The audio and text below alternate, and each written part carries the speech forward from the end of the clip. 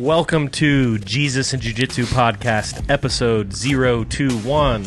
This is Stephen Little, and I'm here with... Josh Straussberger. Isaac Tauaefa. JP Dinnell. Whoa, mixing up the order on Ike. It's okay. I missed too. That's what I get. Welcome back. Welcome back. Yeah. Good to be back. Sorry, bro. I jumped again. It's all good, dude. Jumped I again. like that. I like it. was a That's little default confused. aggressive. I was confused at why Stephen was confused. I was like, what did I do? I believe you. I know you do. Hey, it's so good to be back with all of y'all, and it is already that time. If you're watching on YouTube, you know the drill. If you are listening, this is for you, Danny Ziem. Whoa. Got me. It got me.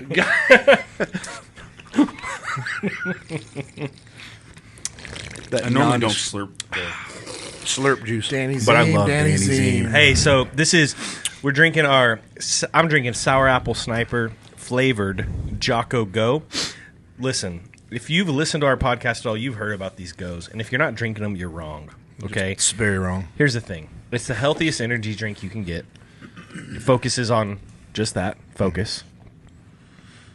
You got to get in the game. It's clean. It's pasteurized. There's absolutely no preservatives. Go to jockofuel.com. JJJ10 save you 10% on anything that you order there. They've got all kinds of protein and greens and joint supplements, anti-aging supplement. See, I need more Go. Succulent. Hold on, guys. Get you some of that. Supplements. We got protein. We got joint warfare. We got krill oil. We got that testosterone booster. We got the sleep aid. Ooh, the sleep thing's We got nice. the vitamin D. The Time War. The Time War is legit. Cold the War. Anti-aging. The Cold War is awesome. If you're starting to feel sick, take that.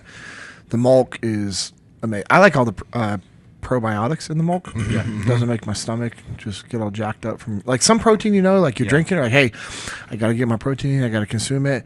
You drink it and then you're like, my stomach just kind of hurts. Not with the milk. Shouldn't have done 2 scoops, but you can do 2 scoops with the milk Yes, and be you can. fine. Or at least I can. Oh, dude, I can Dude, do 6 A scoops. good one in the summer. You're like, weak, bro. Oh, I can actually do 2 scoops of this. What are you talking about, bro? Come on. We're two something to do Wow. something here. At least Like 2 at scoops. least. Being a little aggressive right now. Pretty Put them in a aggressive. little magic bullet container, and 2 scoops will fill that thing like 3/4 of the way up, and I'm Yeah. just like Just burning the motor sludging out. it Just down Just like with a little bit of concrete. milk. yeah. Oh, Like y'all drinking oatmeal. Y'all use liquid? I just dry scoop it. So I take 2 scoops and then take milk RTD for Wow. the milk. Ooh, I so like that. I'm just saying. You know, Oh, that is okay, mister. That's Okay, pretty- mister. That's Saying. concentrated. So it's like 72 grams. yeah, 3.5 scoops. Yeah. I like it. In the summertime, a good one is orange juice with some ice cubes and vanilla milk blended together. Creamsicle. Oh. Orange Julius, right? Yeah, whatever it is. Julius. Amazing. Yeah, Creamsicle go. to me. Yeah. I like it. Ice cream guy comes by, get the creamsicle when you're a kid. Strawberry shortcake fan. Which I'm waiting on. Wouldn't that be good to have a strawberry shortcake ice cream bar flavor? They have that of protein, but waiting on Jocko Fuel to do that. J. They J. J. They have strawberry. Yeah, they have some new flavors coming out that are going to be legit, especially in the RTDs. There's one in particular. Hey, you guys and gals Yes. have been so faithful using that code, and it truly helps us. And so I just want to say thank you. And one other thank you I've got to throw out is, this is random, but I just felt it. It's Lucas, our Come on, producer. boy. Y'all hear us Let's talk go. about him from time to time, but we could not do what we do if it wasn't for the man, Lucas, a.k.a. the Viking. Yes. He's a senior pastor of a church here in DFW. Just an awesome guy. He puts up with some serious shenanigans Oh, too. dude, yeah. Not he for just- me, but He just put up with 35 minutes of pre-podcast shenanigans. mostly Isaac. Yeah. Yeah, it was all Isaac. Thank you. Not going to even deny it. You're right. I'm actually shocked you're not talking right now. Lucas, we love you, bro. We love you, man. We do. And I was just going to say, you said thankful. We're very thankful for all the people that are using the code on Origin and Jocko Fuel, and then those that have actually gone to the Push Pay website and donated, because you guys were just able to go to Castle Rock, Colorado. Yep. And I know we're going to talk about that, but that's what those funds go towards, is to help with the lodging and the fuel and the meals and just the time for us to be able to go there and do these events. I missed out on it. I had different priorities, unfortunately, with family and sickness and work and all that stuff, but it was really cool. I'm so proud of you guys for what you guys did, because I know you guys are all super busy and sandwiched it in between all your family stuff, your business stuff, your personal stuff. But those funds that we get from people using the code, and then people also donating and tithing towards the ministry, like, it helps us go to another market and stand it up like we did in Castle Rock. It helps us do the Jesus and Jiu-Jitsu events. It helps us buy new gear that we need for events and just different stuff. So it's awesome. Just people using the code, it definitely helps. As a small thing, big reaction for sure. Yeah. But then also, we also know there are people that are actually donating and tithing directly to the ministry. Yes. So that's been helping us out. So I just want to reiterate, I know we were going to, but I just think it's really cool when we see those numbers and we're looking at those and we're like, oh, we can actually afford to go do this. And hey, we can purchase hats, and then we're able to sell the hats. Therefore, it produces more money towards the ministry and everything else like that, and shirts and stickers. And it's just really cool. If you want to be able to give, or if you want to give, you can go to JesusandJujitsuUSA.com. Nice. And then there is a button on the homepage that says give. You can click that. It'll take you straight to the push pay link through Walking in Truth. And you just need to make sure to click give one time, unless you want to make a reoccurring gift. And then, that's a reoccurring gift. Yeah. I guess I'm going through my spiel through when you order merch, but which we have. I mean, I'm wearing something cool. If you're not watching the video, I'm not telling you what it is. Yeah. I'm not even going to tell you what it is. Go to YouTube. It's also, but it is not a rash guard. So It's not a rash guard. no. I'm sitting in That here would with be that. rad. Bro, It's like Hosh guard. John Danaher style. It's like the Hawaiian bro, John Danaher. Professor Samoan also- Professor X. Hey, I think this is really cool. I said this at the event, and I was super proud to be able to say it, because what was the original intent behind Jesus and Jiu-Jitsu? It was to create a ministry where people would come together, but for us primarily to do what? To push back into walking in truth and people going to pursuits, correct? yes. And it's awesome that because we've had people donating and tithing and buying merchandise and, doing all those things, like buying merchandise at events and using the code, we're able to do a partial scholarship on somebody going to a pursuit. And then we're also sponsoring a portion of the food at a pursuit, which is just awesome. Like, that was our point, was like, hey, yeah, the jiu-jitsu is awesome. It's amazing. The events, they're amazing. They're awesome. But our primary initial focus was pushing back into pursuit, because that's where we all got that freedom. That's where we all got the real work. And that's where we all came together, where we became really close. And we've got a group of brothers and now also sisters that have gone through pursuit.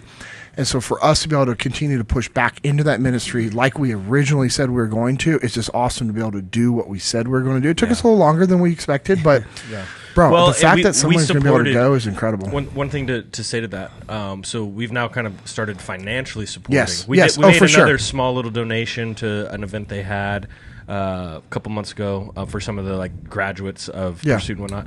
But we have been, obviously, if you have listened, we've promoted, and we've also gone back and we've had at least a couple of us serving at every event they've had since. So we've been supporting ever since, but now we're able to start supporting with finances, which is also a big help. Yeah. And speaking of finances and Pursuit, one of our brothers, Dan Wells, Let's go. he sponsored this podcast episode, which is another aspect of how you can support what we do. He sponsored this episode, and Dan is up in New Jersey. Yep. And he found us originally because, I believe, if I'm right, because he kind of followed you, JP, from work stuff with Echelon Front. Yeah, we met at Origin Immersion Camp last year, and then we were following on Instagram, and then he saw about the Jesus and Jiu-Jitsu and the events, and he flew out to an event. Event 003, if I remember right. He came out to 003. Yeah. And from New Jersey, and just showed up. I was like, "What's up, guys?" I was up at 1 a.m. cold plunging, and then had to get on my flight. I'm like, dude, you are a crazy He was also man. doing 75 hard. So he got up at 1 a.m. so he could do his cold plunge, do one of his workouts, then drive to the airport to get on a flight to make it in time for the event. Went to the event, hung out, grabbed lunch, and then flew back home. Yeah. Same thing you did for Castle Yeah. Rock. That's right. So I was Yeah. going to say, he Incredible. was in Castle Yeah. Rock with us as well. Yeah. And he's coming to Pursuit next month with all of Yeah. us, which is going to be awesome. And so, but what Dan wanted to do, he wanted a sponsored podcast to support, which we appreciate, Dan. And but he also wanted to kind of, he wanted to sponsor it under his new Instagram page, which is Heaven's Overwatch. And so what he's doing on Heaven's Overwatch is it is basically a place to come together for prayer and prayer requests. Like if you read his little bio here, a place where you can be lifted up and message or comment for prayer request. And it's Heaven's Overwatch. Heavens with an S, Overwatch. And, Dan's just a great dude. So this is a good page I'd recommend going and following. And it's just another place to be plugged into some people that have a heart to serve, Josh, you keep bumping my knee, and I'm like, what did I say wrong? What did I say wrong?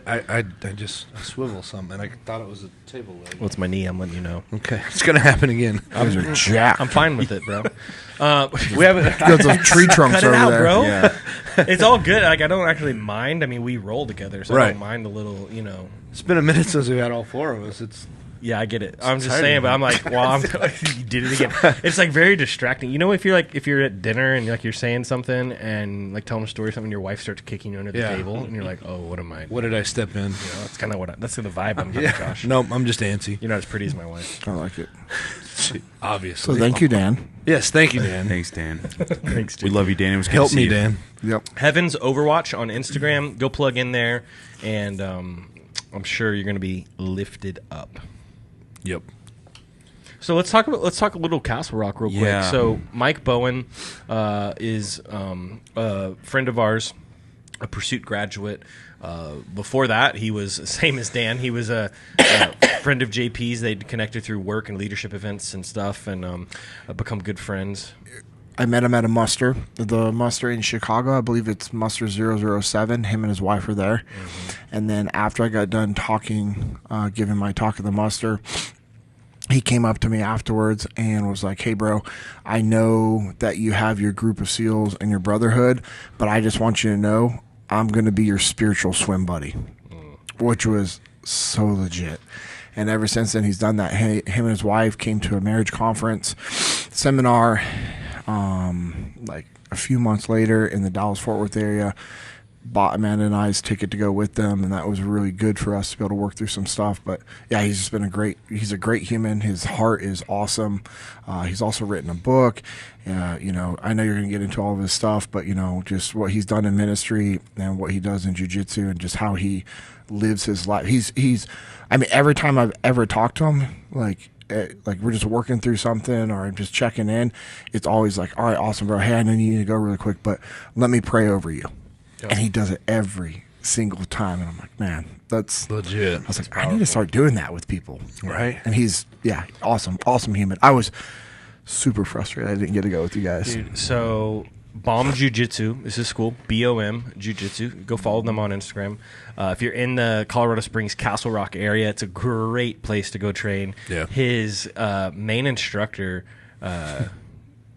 Guy, is an absolute animal. Yeah. I mean, like, the most fun-loving, smiling, big dude. But, I mean, animal. Like, for example, he went to the Denver Open just recently and won. He's ultra heavy, right? Won gold for gi. Won his weight, gold in open in gi. Gold in his weight, no gi. Gold in open, no gi. 4 golds, and he's done that 2 or 3 years in a row. Oh, like that. and by the way, do you know what age group that was in? Yeah, An adult. Adult. And But he's he's 31. not an adult. He's a master's.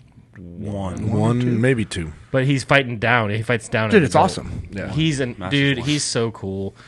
Really, really good. And we did some. I loved because it was like he showed big man. He stuff. did. He did He show did. big man stuff. It was nice. 'cause Pressure it- passing. Yeah. Oh, Yep. it's awesome. From half guard. He showed half guard You're killers. trash half guard, Josh.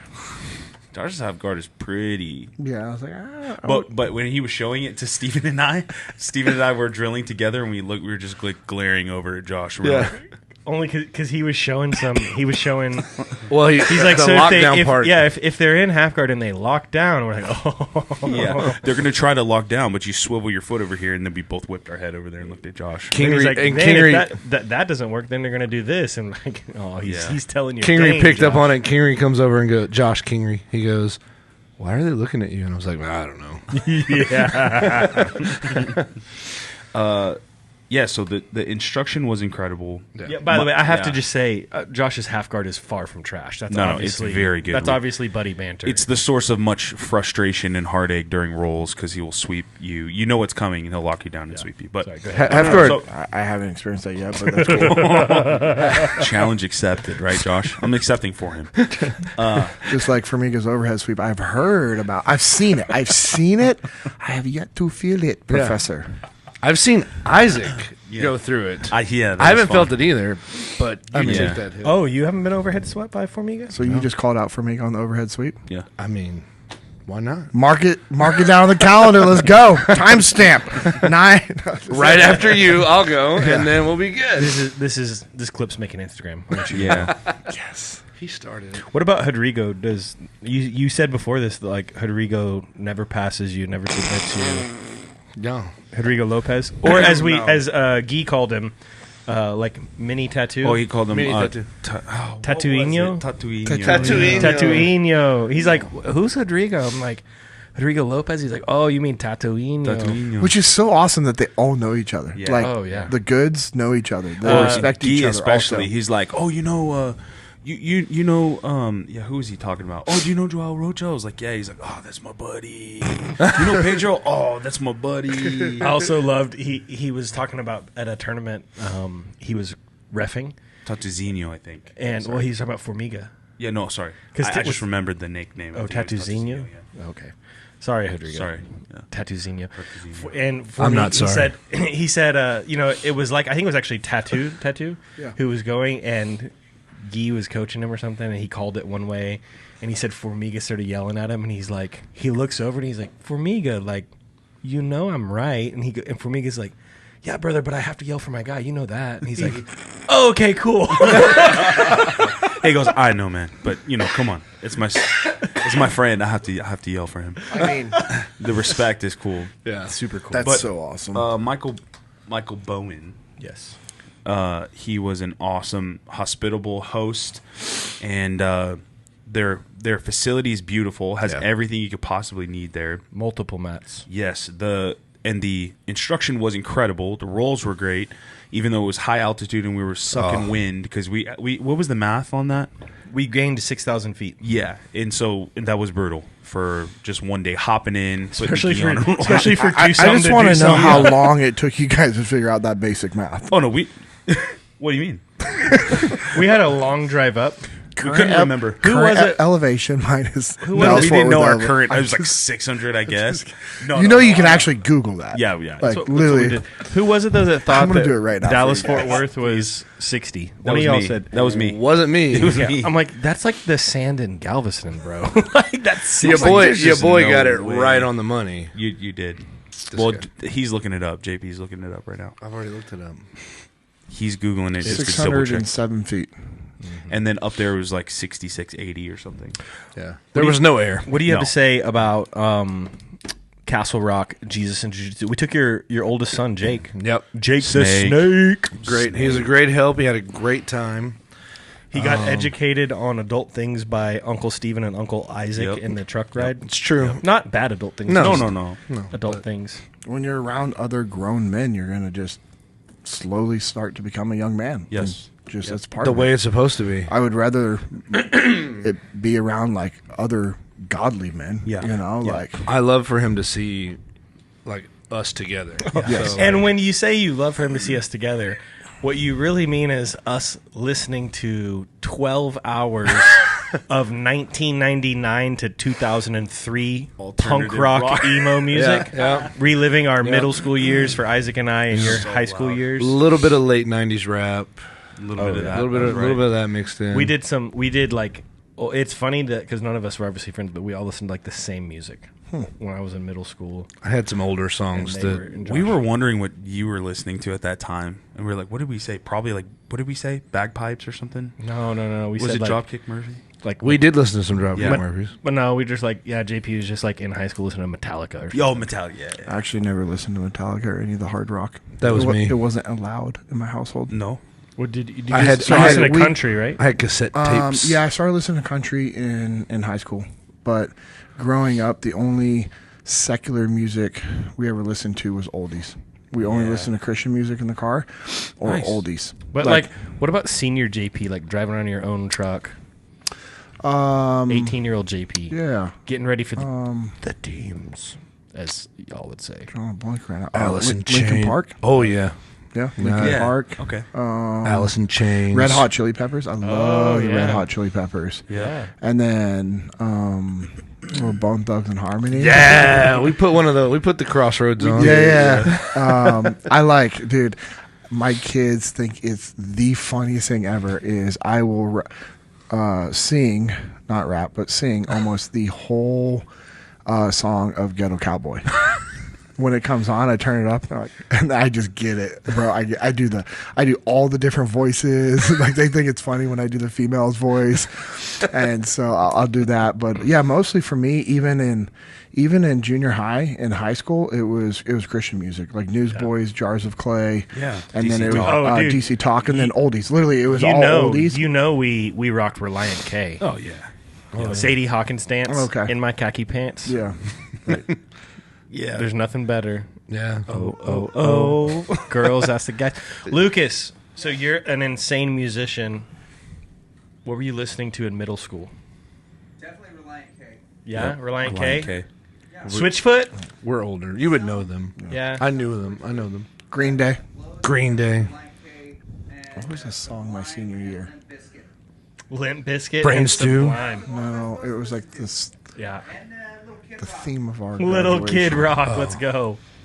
Dude, you know what's funny? I remember the first time I heard Limp Bizkit, I felt so convicted. Yeah, me too. I was like, ICP. I was like, I have to pray. I'm gonna have to tell my felt the parents. same I'm gonna way. have to tell my parents that I listen to this music. Was it the know. Faith cover, the George Michael song? That was the first one I heard by him, and I was just like, No, it was probably Keep Rolling. It was that Yeah, one. I don't know. It was No, like, there was the it whole was a album CD before in that. my buddy's That was car, the first one I heard. and I felt nauseous the whole time. That Yeah. was, bro, I didn't listen to a lot of bad secular music growing up. I mean, when I'm saying like, in my CD thing in my own car was Jars of Clay. Yeah. That's awesome. Was DC DC Talk? Talk. Yeah, DC Talk. Was Newsboys. Newsboys, like all the Newsboys, all the DC Talks, all the Jars of Clay. Stephen Curtis Chapman. Stephen Curtis Chapman, and and then it was like oldies. It was like all oldies, and then the non oldies, like the Beach Boys and stuff like that. Yeah. I had I had the Beastie Boys anthology. oh yeah, I had that, and what was I just saying? Red Hot Chili Peppers. Yeah. And then for my birthday, my senior year, one of my friends got me a. I just said the name. Beastie Boys, No. Rock band. Foo Limp Fighters. Bizkit. Oh, No. no, Lincoln Red Park. Hot Linkin Chili Park. Peppers. Linkin Park, yeah. Linkin Park. Yeah. So that was the extent of my crazy music. I jammed some Linkin Park senior I just year. want to officially mourn for the '90s because I would go back if I could. You Best know, like music. I You like miss, the- and I'm not even talking about music. I'm just talking about having a binder in your front seat with Yeah. CDs. Just like I don't know. There's something pure about having to like if you want to change bands, you're changing the CD unless you took the time to burn a To mixtape. burn one. Oh yeah, Dude, I got into techno music hard when I was in the military because my roommate in Buds, Dave Hancock, was from New Jersey. I'm sorry, from New York. He was a DJ before he joined he was a techno DJ, and he freaking had all these CDs, and he made me like all these CDs, and I would just, whenever I drive from San Diego to Sacramento on a weekend or extend a weekend after Buzz, You're I would driving just fast. techno music, fast, windows down, just trying to Dust stay Brothers. awake. Yeah. Dude, I just freaking love that. And my sister knew that. And so one year, because she was like, I don't have any money, but I want to get you a present, she made me a custom mix of like house music. And it was JP's JP's house music for his B-Day or something. I still have the CD. It's pretty awesome. Bro, that's legit. Yeah. I wish I had all my mixed CDs from back in the day. Dude, that'd be fun to find them in like. I have. My new truck has a CD player still. Yeah. It's nice. I was like, what? It was funny driving around. You're like, oh, yeah, no, we can listen to 6 of these songs, and then track 7 is scratched. Yeah. And so we can Or you can skip listen to the 8. first half. You remember that? Bro, there was nothing worse though than like you hear a song on the radio and you're like, I'm gonna go get this new album, and it's literally the only good song on that album. Yeah. And it's 10 songs of crap. Dude, I'd be in Mardell's or Family Christian Bookstore or whatever with my headphones on, listening to the seat. You could like listen to the. Do you remember that? Audio adrenaline. Yes. You could like press sample. Yep. Yeah. Yeah. And listen to whatever like the newest songs are. The like 30-second clip. Yeah. Target The had 30 those second- also. Yeah. Of the Nobles, different, yeah. like I would listen to like I was big on all like the Native American music. Like for me, it's always been super relaxing, and then also like get me all fired up. Yeah, It's like so. Yeah, I did, bro. I bought a few of those CDs, man. I love it, bro. I absolutely loved it, man. powwow We were music. talking about, dude, so JP and I were driving in the truck today through Oklahoma. I mean, listen, Yes. I'll repent right now for being on the wrong side of the Red River. It was only for a little bit, okay? There's nothing up there. We got back south as quick as we could, but no, bro, in the like Turner Falls area, there's some serious terrain features, and it was so funny because we both started at the same time talking about like, can you imagine having an Indian war, like in those features? Like, bro, they're like, and we started talking. We started talking in detail on like, not that either one of us are experts, but just like on Native American warfare and like imagine. I've been watching Lonesome Dove lately.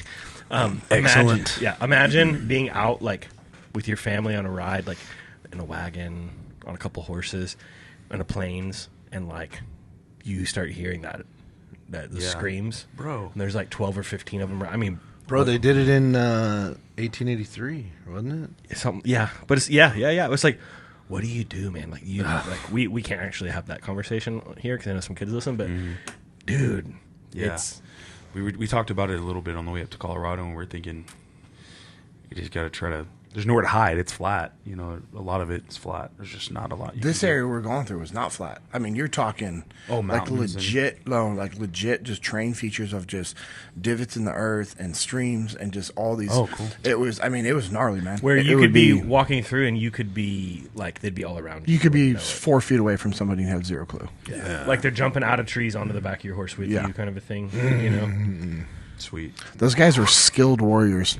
Like legit, dude. The battlefield review's coming up, and we're going up to Little Bighorn, and I cannot wait to like learn about that. Do you know what I at heard a deeper on the- level? It's gonna be on awesome. the drive here, it made me happy because I'm mad that you're going to Billings, Montana, to Little Bighorn. It is 97 degrees tomorrow in Billings, so No, I'm not going tomorrow. So, don't care. Joke's on you. Just So on you. one thing I forgot to mention. 97 in Montana is a little different than 97 True, in the Texas. humidity here is pretty rough. But the I didn't forget to mention. I was saving this piece of it, which I know you will appreciate.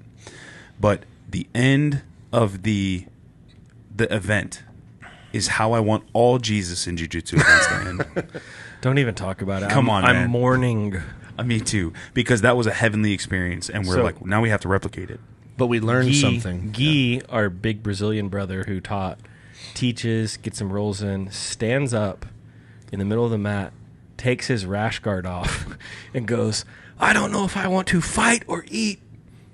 Walks over, rips the garage door up, already has the grills going, and had like 70 pounds of picanha. Yes, And it's starts legitimately. And I can eat a lot of picanha. There was more than we could all eat. There's I ate a 80 of us lot. there. There was 80 of us there. And we were there. Yes, and you can ask these guys. I stood by the grill for 3 hours. That's kind of your SOP, though. Yeah. Yes. Like, it's your SOP. But it's like they knew. Like sure. even I I got done stood- rolling and I walked over and they were like, "Here." Yeah. If you I don't know stood what by the picanha grill for is- 3 hours, and I ate it straight off the grill and off the cutting he board. did. Do you remember what you did the first time I brought a tomahawk from Snake River Farms over? Yes. You literally stood next to it the whole time, like cutting and eating. Everyone else is like getting their pieces and doing stuff. man. He didn't move like one step, not one thing not until mad. the whole thing was done. Here's And it what you was do. like you're serving a bunch of people. Hey, slice, Steven, will you slice this up and give everyone some? Yes. Absolutely. Yes, slice in my mouth. Slice. Here you go, so and so. Slice in my mouth. Slice. Oh, here you go, other person. Slice. That's in a my proper mouth. protocol. Slice here. Proper protocol. Tell the people what they put on that though. What did we learn? Well, so okay. First off, so did you say what picanha is? We've talked about. No, it I in a was previous episode. I was going to say it. So it is sirloin cap steak. Okay, so if you can't find it as picanha, look for sirloin cap steak. Don't talk about it. I know. We don't I hate need people because it's a decent price right now, and once everybody gets on the train, it's going to go up. But so here's That's the thing. Costco and Sam's Club. Yeah, If you ever go to $6 a pound. Brazilian steakhouse, it's what they always walk around and go, "How special? How special?" That's the picanha. Yes, And C-shaped at the Brazilian. yeah, because they fold it over and to shove it on the skewer so it Getting looks chills. C-shaped, like half moon. But here's the thing about it. idiot. So the Brazilian way is salt only, right? Just salt, and it really pulls out the flavors of the meat, and it doesn't take away from the flavors, right? And because salt is an enhancifier, right? We're supposed to be the salt of the earth, preserves and enhance, spiritual. right? You like that? That was a good correlation. So here's the thing, though. Guy and Mike Bowen had some chimichurri infused rock salt. yes, it's a thing. Not only is it a thing, it is like The thing. it was so good. It was. I would have stolen the bag of it to bring it Yeah, home if I yeah. didn't love Jesus. I'm mad that I have not ordered. But Guy it made yet. a garlic version at the Attitude, end I that know. was with fresh garlic cloves that were chopped up, and he was just ladling them onto That's the JP's meat. jam. JP loves garlic more Bro, than any person it I know. was so good. I love garlic. Dude, I almost brought it for you guys tonight, but we would have had zero production, zero talking points. My wife made this black pepper beef tonight. I personally, it's probably better than any Mongolian beef I've ever gotten in a Really? restaurant. So That's saying a lot. Full disclosure, I was there too. And Disrespect. I'm gonna stab this guy. disrespect. I'm gonna keep kneeing him in the leg. After the now. lunch I want picture, you we to got know- two. So well- you got 2 meals today. well, we had high quality. Well, it's like most people eat twice, I said. Like, you ate twice in Not one like day, that. fool? I actually had 3 meals. Yeah. If you really want to know. Okay. But I mean, factual. But anyways, but I had some. I'm looking up this sea salt, but keep Yeah, going. So Yes. we had, I had a really good brisket, potato, green chili, egg and cheese breakfast tacos. It was, Sounds tasty. Makes that Marty B's coffee. sick. I had a couple of those. Then They're so legit. lunch was filet, sushi, and candied bacon, Okay. Yeah. all at the same restaurant. And the I ahi saw poke those bowl. pictures. Oh, Ahi and those poke. bread rolls. If they sold the bread rolls alone, I'm glad my phone has a good case because I threw it across So- the room after I got that. Oh, picture. and I want you to know too, I had the bacon mac and cheese, and it was Okay. I had the Brussels Redonkulous. sprouts, and it was probably the best Brussels sprouts I've ever had. It was insane. Can we like change there the was subject? something else. But the too. food that Amanda made tonight on Well- the whim, that well, was here's the stupid. thing. We were so full. yes. Initially, I was Yes. like, he's like, go ahead and get a plate. I'm like, no, you go first. I'm like, I'm so full still. But I didn't want my wife to know that. right. Don't listen, Amanda. I'm pretty sure she listens to the podcast. Maybe. I'm just kidding. She does. Allegedly. Allegedly. But I was like, man, I don't know if I'm going to go out to eat. And I didn't want her to be upset or, because I know she put a lot Yeah. of thought. She knows that's like my favorite meal. Cooked up, the homemade rice, had everything put together. Oh my! And, dude, I tasted it and I was like, full plate of rice and beef. Like, it was go. insane. Steve went back 3 times. And then I went to your spare area of your home, and I laid on a bed for an hour before coming here because that's how full I was. I don't want to move. I've been there. That's the way to go, dude. You gotta lay. But bro, this steak. So she bought a prime skirt steak, and so she yeah. started with Prime like anything. and she obviously she knows what she's doing. She knew how to cut it. Because you can take a good skirt steak, cut it the wrong way, and you ruined it. Before you do anything, no matter what you do now, it's ruined. Yep. Cut it against the grain. And dude, it was so good. Legit. It was like, here's the thing. Here's the way I described it too. And Josh, you're gonna really appreciate this. She had it so spicy, so spicy and garlicky. But here's the thing. It was right on the line of how hot can you get this without sacrificing the flavor. Yeah. The flavor was all in. dude. Because look, I can eat really spicy. Was it Szechuan? But you get it too spicy, And then all of a sudden, it's like the heat distracts from Yes. the flavor. And you're like, okay, I can eat this, but I'm not enjoying it anymore. No, bro. Go to that line, pull back 2 steps where you're like, I can't eat enough of this. Yeah. Kind of. And it's lighting me up a little, but it's... Bro, it was so good. And I want you to know, like, that steak is still in my belly right now. And I'm so happy about it. I crushed cocoa shrimp tacos before I came. Bro, those are legit. I had some yesterday. I don't know if Let's it go. compares to that steak, but I'm... No, it doesn't shrimp. Steak and sushi, too. Steak and sushi is what JP and I were talking about. This is like that's like the perfect combo. Yeah. my- I don't need much else. 2 of other my than that. favorite... Rice, We talked fish. about this on Yeah. the Yeah. 2 things we That's could my eat 2 favorite all foods. the time. Yep. 2 favorite foods, steak and sushi. Yeah. Agreed. Yeah. So, Speaking can of, we change gears? Yes, please. Because Let's go. I'm just going to keep talking about food for It, the it next helps hour. if you push the clutch in first. Can you drive a Shift gears. stick? Here we go. Yeah, do you know how to drive a stick? No, Let's don't not answer talk that on the about word on the air. No, we're there now. Can I just admit something to you? My first car that I got was gifted to me when I was 16. It was a Standard. And I tried for like 2 weeks to learn how to drive, and I was just like jacking up the transmission, and my dad was so just like, he didn't know how to help me anymore. So I was like, can I just get an automatic? And he was like, okay, we'll just get an automatic. So that's my experience with learning to drive a stick. But no, I don't know how to drive So one. when we were at the ranch a couple weeks ago, my son looks at JP because there's an old Dodge feed truck out there, amazing. and he goes, "JP, can you even drive a stick?" Dude, I could hear his It voice was too. like His little- someone Superman punched him in the nose, like when Brody like completely he's like, this is JP's response. He's like, JP, can you even drive a stick? Yes, I'm a man. I'm a man. I can drive it. And then he went on to tell him like all the stick vehicles he learned driving on and everything. Not, I don't know how to yeah, drive a no stick, but I will correlation shift to your gears. story though, bro. I will shift gears here. It's all good. Shift. So You'll attempt Thanks. to shift gears. Yeah. Steven, shift for him. I'm okay.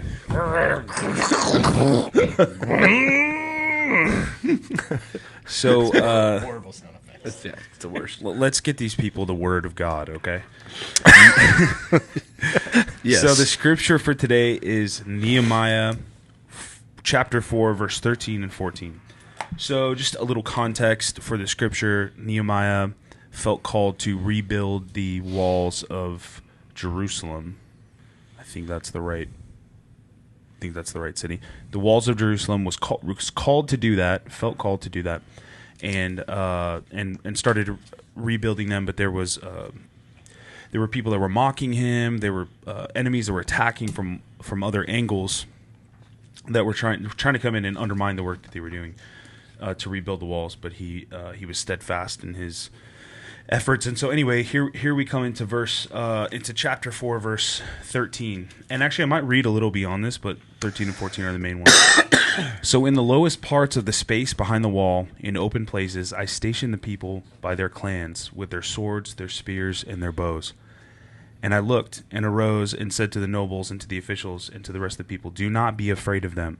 Remember the Lord, who is great and awesome, and fight for your brothers, your sons, your daughters, your wives, and your homes.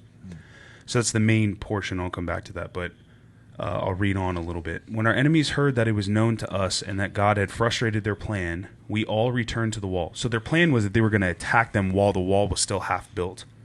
And so there were still gaps in the wall where they could be attacked and they were vulnerable, but he stationed people in the gaps. So there's a whole thing that we could talk about standing in the gap. But That's good.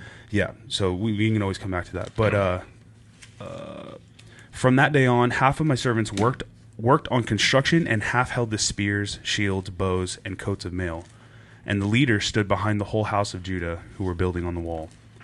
Those who carried burdens were loaded in such a way that each labored on the work with one hand and held his weapon with the other. And each of the builders had his sword strapped at his side while he built. So that's what I wanted to get to. So there's like a common thing you can look up. There's lots of sermons. There's lots of articles written about this idea of the sword and the trowel. So a sword in one hand and a trowel in the other. One tool used for war, for protection, for fighting, and one used for building. And there's like so many parallels to ministry. There's so many parallels to marriage. There's so many parallels to being a father like and building business. And so there's and you have to. So this is a great example of manhood, what we are called to do, which is to have a sword in one hand and a trowel in the other. And how to drive our families around in a manual vehicle. Right. Well, One hand on and the for stick. that, I will pick up a sword. Yeah, my man, let's go. Yeah, no. It's just a waste of time for me at this point. Don't let me distract you because this is really good stuff. Keep Yeah, going. no. So it's a great thing for us to focus on in everything. So I'll just say I'm going to use Jesus in Jiu-Jitsu as an example for this because it's required a lot of work for all of us, a lot of time and effort, time away from our family at times, like mixing things up a lot, things that we're working hard, but we know that we're supposed to do it, and so we've persevered. And what's cool is I see a lot of parallels between just generally starting a business or starting a ministry or anything where you're working and God called you to do it. As you build it, there are going to be gaps and there's areas for the enemy to attack, and so you're vulnerable from different areas. But as you build, you have to there's people stationed, and sometimes it's you're stationed in the gap to protect the work that's being built up. I love the idea of building and fighting at the same time. You don't get to choose between fighting or building. You do both.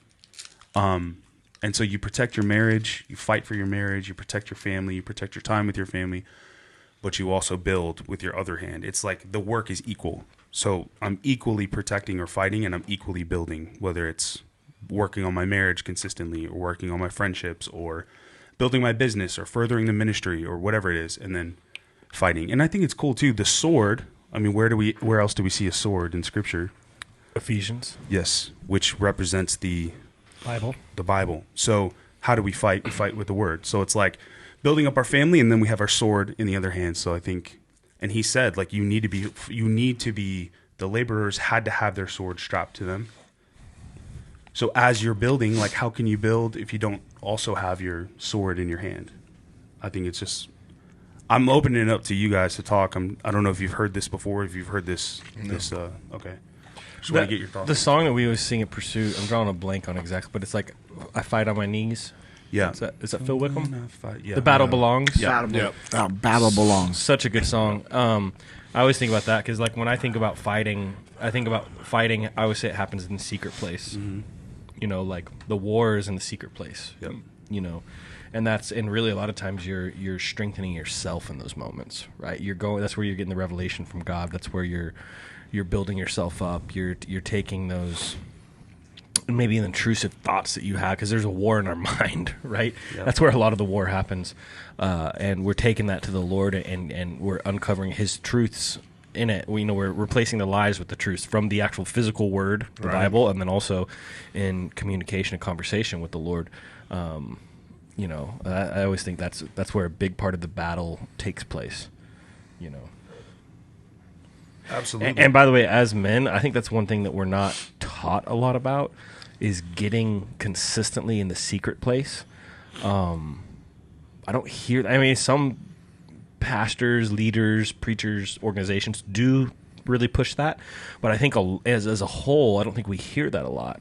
But it's like if you want to be strong, like look in a ministry, this is if you want to be powerful on the platform, you better spend much more time in the secret place than in the platform. Absolutely. Like in combat, JP, if you're gonna spend, like, it's the SEALs have. I heard this. I think Jocko was talking about it. Correct me if I'm saying this wrong, but the SEALs have the longest training cycle for them to go for a deployment. Let's like their workup, y'all's workup. Yeah, it's 18 months for a 6-month deployment. So you're spending 3x the time in training that you are in battle. Yeah, and that is what makes the SEAL so elite. A big, and huge I would part say of it. outside of Ramadi, where we were actually in combat every single day, the training ratio is even more.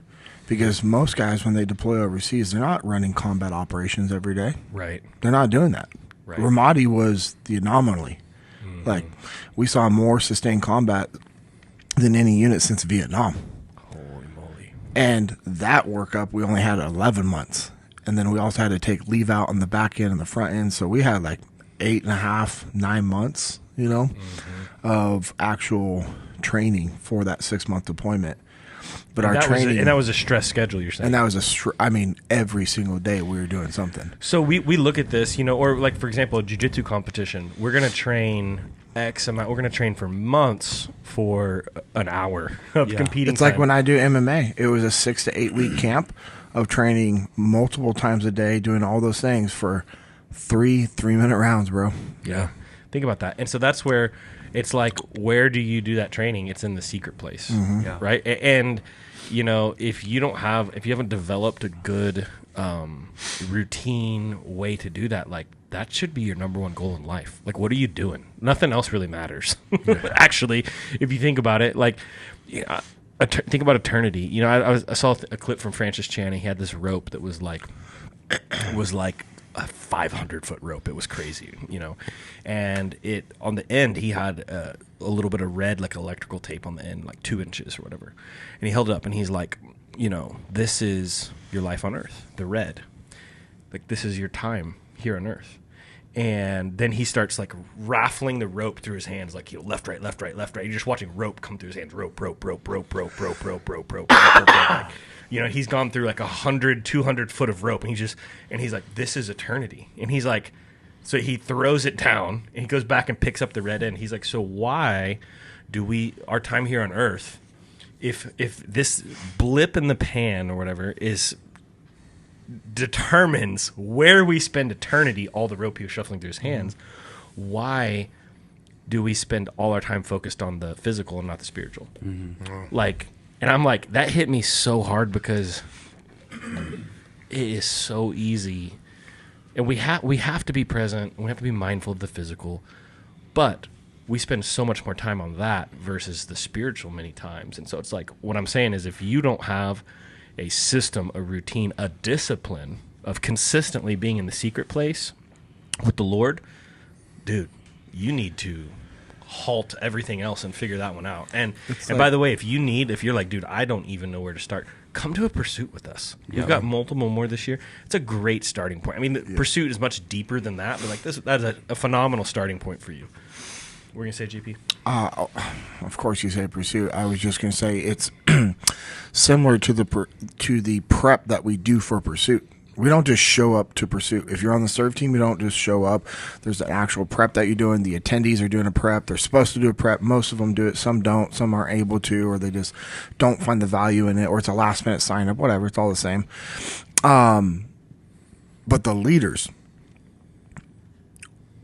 there's a legitimate burden with going and serving, and and we all know the importance of being dialed in and cleaning out the house and making sure everything's good to go, and then doing our prep as the serve team to go support that. And it's critical that we spend the time doing those things. I love that you found this verse, man. How did you come across it? It was just a random. No, I had heard years ago about a because I was just like, bro, this like Nehemiah, like you said in the group text. I didn't have the time to look it up. I'm like, I mean, Isaac's always on point with this stuff, but I've got to know. Also, bro, JP and I have been having this conversation over the last handful of days, and you're like coming in at the same point. But anyways, well, so the complete point, coincidence, right, guys? Yeah, total coincidence, man, definitely. totally by chance. But the thing that I really want to, or that stood out to me the most, that I was like, I got to make sure that I hit on that and just get your thoughts on this piece of it. But it was like, so when we're prepping for pursuit, it's like, okay, I need to. For me, that's building. I'm building the kingdom. Okay, I need to build the kingdom. If I put my sword down just to pick up the trowel and only work with the trowel, I'm building the kingdom. I'm not defending my family. I'm not investing the time to to defend my marriage and protect my home and protect and guard my mind. And so what happens is, like, I think what happens is we get unbalanced sometimes, where we have to have one tool in each hand all the time. You don't always get the luxury of letting go of one thing to fully focus on another thing. Well, I would almost argue with that because, and I don't know, I'd need to read this whole chapter and everything, dive into what the word is saying. But my human logic right now, what I'm saying is, bro, when the fight comes up, you set your building tool down and you eliminate the threat. Right? Yeah. Well, so it's like, I guess mine is like it's a a bigger umbrella. So yes, that is a good. That's a good You mode of operation. you holster your building tool, but you keep it on you. Well, yeah. And you unholster your Yes, fighting tool. yeah, because you need to be ready. So Right. they were like, the reason why was preparedness. So it was like, I'm building, but I'm remaining vigilant with my weapon. And training. Yeah, I'm not actually fighting here and building here at the same Right. time. But you're training and you're focused on both things, which means you have to be proficient in both things, which means you have to be balanced in both things. And I thought that was that's the point that I wanted to emphasize. And I think the overarching thing is like, long term, what is my goal? I have to rebuild the wall of Jerusalem. I have to rebuild this wall because the wall protects the city. It keeps invading armies out. It protects the people within. And so where I think where the brotherhood is so important would be standing in the gap, because Standing you in the know gap, what? yeah. There's times of crisis Yep. where you're like, hey, I can't build and fight. And you know what? I'm actually so weak I can't do either. Yep. And like that's where you have to have people around Standing you in the to gap. stand in the gap. I knew it was going to come back around. You know what I mean? Because I'm just sitting there, I'm just processing everything you're saying. I'm like, you know, there's a lot of times I'm good to do both these things, but Yeah, then yeah. there's times where stuff happens in life, and I'm like, dude, I'm actually like, Of course. you know, Well- I it's my fault because maybe I let up on the fighting and I wasn't in the secret place. Like I let myself get to a compromised position, and it's all of a sudden then life starts piling on. And you're busy, and you know what I mean. Life happens, right? Yeah, yeah. And all of a sudden you're just in overwhelm, and you're I like, think that's a good point because he doesn't. Not all the workers. There was workers that were carrying supplies too. They had a hand on the supplies and they had a hand on a sword. And then there were people that were stationed on different weapons in the gaps. So it was not. Well, and there all about- was for the Brotherhood, it was coincidentally Yeah. Heaven's Overwatch. Yeah, right. There was guys with trumpets. It says so. Yep. Even if you read further down, it said, "And I said unto the nobles and to the rulers and the rest of the people, the work is great and large, and we are separated upon the wall, one far from another. In the place ye hear the sound of the trumpet, come hither to us, and God shall fight for us." Yeah, yeah. So also like that seems like it kind of hits what you're talking about. Yeah. You have the Brotherhood like Sounding helping you. off. So like, Yeah. you know, maybe in your little spot you're not being attacked, but the next person down is, and you hear the trumpet down there. Well, you're going down there Yeah, go over to there. help. Yep. So I think that's great. I want to hear from the actual Overwatch guy. warrior. Definitely not a warrior, but I was in war. As I'm reading through some of these other things, Just a second ago, he shared that his unit had more sustained Since combat Vietnam. since Vietnam. But he's my unit, I was surrounded by warriors and legends. Anyways, I want to. Ever Sometimes I come. want to hit you. Bring it. you want to One of- hit him daily. One You of tell us him has that- one of us has an energy drink named after them for being a sniper. No. JP Dinnell, signature flavor, elite. Elite. The can says it, and I say Well, it. it was cool. Like as you guys are talking, and I'm listening to That's you. my saying every time. Yeah. As I was listening to you read it, Isaac, it immediately brought me back to Ramadi, and that's what the construction battalion and the combat engineers are doing. Yeah, CBs. They literally fight and we fight, we build. That's their slogan. Yep. Or we build, we fight, whatever it is. It doesn't matter. It's awesome. Yeah. That's what the CBs do, the construction battalion. So all the CBs and the combat engineers in Ramadi, that's what they were doing. They were doing construction in the summertime, wearing all their gear, body armor, all that stuff, with the weapon slung while doing construction. Construction is hard enough as it is. Yeah, it is. Construction in the summertime really sucks. Now throw on body armor. Throw on loaded magazines. You're throw not on talking grenades, on summertime water. in Colorado either. No, California. this is in Iraq. So it's 100. Like I was just looking at the weather the other night. I think who was I doing this with? I was talking to somebody. I don't know. Anyways, and I was looking it up, and in Ramadi, at nighttime, it was a low of 92. Jeez. So, I mean, during the day, it was 119 degrees, so the real feel is probably about the same, maybe a little bit harder sometimes. So now you have guys that are doing construction, 110 plus degrees, with body armor on, loaded magazines, water on their back, helmet, night vision on the helmet, a backpack full of extra gear, grenades, smokes, all those things. And they're also doing construction, and they're doing concrete work and laying out concertina wire and moving concrete HESCO barriers and filling up sandbags and bringing them to the top of buildings and lining the rooftops with sandbags. So if a mortar hits on the top, it at least stops it from going through and lining this. I mean, literally doing all that in full combat gear. I bet those dudes were fit. Dude, they were studs. They were physical, just awesome studs. And, you know, our job was to protect them, was to set up overwatches surrounding them. And that's what you're saying, like fill in the gaps of the wall. It's like, oh, that's what our job was. Like, all right, cool. They're building a combat outpost right here. We're going to set up literally 360 surrounding sniper overwatches. Any enemy fighters that try to, like, push in and or probe, we're going to kill them. And we did. Every single time. And we stopped a lot of vehicles that were driving at checkpoints, like so they'd have their checkpoints to stop people from getting close to it. And we knew their SOPs, and they would be driving a vehicle full of explosives towards that checkpoint. And all they do is they'd get close and blow it up, or they'd ram it. And so it was cool. As snipers, we were able to take headshots on those drivers, take out the vehicle, detonate them from a distance before they got close. And it was just, that's what we're doing. But these guys are out there doing construction every day, during the day, during the night, 24/7 to build these combat outposts. So it was cool. Parallels. There's a lot of perils. And I was reading earlier I'm going to read this book tonight. It was just, I don't know, man. It was just really cool. You know, in Nehemiah 1:11, it says, "O Lord, please hear my prayer. Listen to the prayers of those who delight in honoring you. Please grant me success today by making the king favorable to me. Put it into his heart to be kind to me." And, you know, this Bible that I have down at the bottom has these little, like, I don't know what you call them, like the footnotes. Footnotes. Yeah, thank you. And it says, spiritual growth is never a solitary journey. Other people must be involved. In this case, Nehemiah recognized the need for the king's favor, and he asked God to secure the necessary response from him. Like Nehemiah, we should determine whose help we need and then ask for their assistance. So I said that only to tally on to what you're saying. It's like, hey, we need the help of our brotherhood and our sisterhood, and just asking, showing humility. That's what it is showing humility of saying, hey, I need some help. Hey, guys, I could use some prayer right now. Hey, guys, this is what's going on. Yeah. And then just opening it up. And then I read this other thing. I'm not going to read it right now, but maybe another one we dive deeper into this, because it said a man of prayer and ammunition. Of course.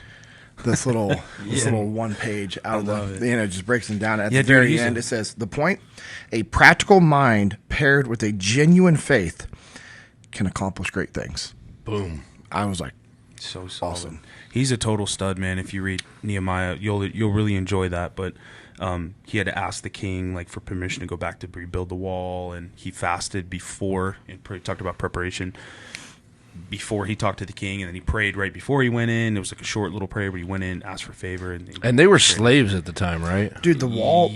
I think so. It says, through Nehemiah's visionary leadership and hard-nosed example, the wall around Jerusalem went up in just 52 days. Yeah. When our enemies in the surrounding nations heard about it, Nehemiah reports, they were frightened and humiliated. They realized this work had been done with the help of our God. Yep. Chapter 6, verse Yep. 60. That's But they worked night and day. Let's go. But it took like, man, there's so many parallels. There's so many awesome, to life, to everything, to even the stuff that we're doing. Like we talked about standing in the gap, and like you talked about, sometimes you get so tired of building and defending, like you can't do either or both act like at the same time. There's a key here too, because this is awesome. what JP just read is something I've just been it's just so applicable for the season that I've been in with my wife, my family, over the last couple of years. But you basically said, like, with the Lord's favor, JP, right? Yeah. In that last chapter, I'm trying to remember. You know, because the key here is they weren't just building and fighting for whatever their initiative was, right? Like, this was something that the Lord had commissioned him to do. Yep. So he was walking in the Lord's will, Right. Yes. right? And so that favor, the reason all the nations were embarrassed and terrified is because that favor multiplied their work. Yes. Right? Because Yep. God's hand was on it. And so I think that's so key in this, because we can go chase our own ambitions Yep. and work ourselves to the bone and even achieve success in whatever you're trying, that goal is, whatever that Yeah. success looks like. But doing something that the Lord commissions you to do. Yeah, and you may not even be chasing something that's bad. No. Oh yeah, for sure not. Right. But when he's commissioned to do it, he's commissioned you to do it. And he's going to bless you. It's not going to be easy. There's going to be hard work. There's going to be times where you need to defend and times when you need to fill in the gap and all that. But it's going to flourish because his hand is on it. That's how they built the wall in 52 days. Like, I guess the whole wall was destroyed. The wall was rubble.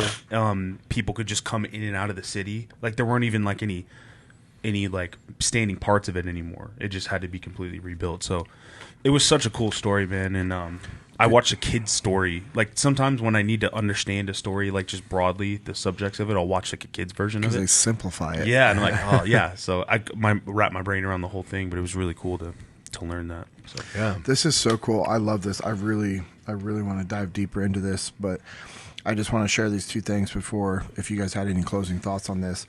Like Ezra, Nehemiah enjoyed a close walk with God.